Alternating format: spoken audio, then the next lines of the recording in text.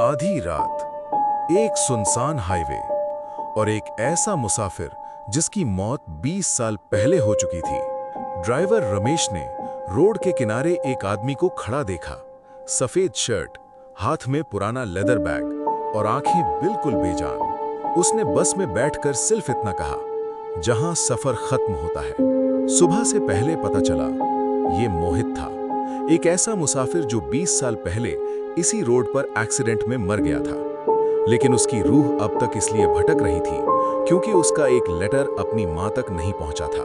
क्या रमेश उसका आखिरी पैगाम पहुंचा सका? और क्या मोहित को आखिर सुकून मिल गया?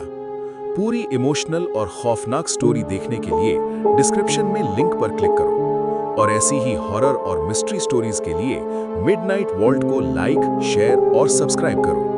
कमेंट्स में जरूर बताना, अगर तुम्हारी बस में ऐसा मुसाफिर बैठ जाए तो तुम क्या करोगे?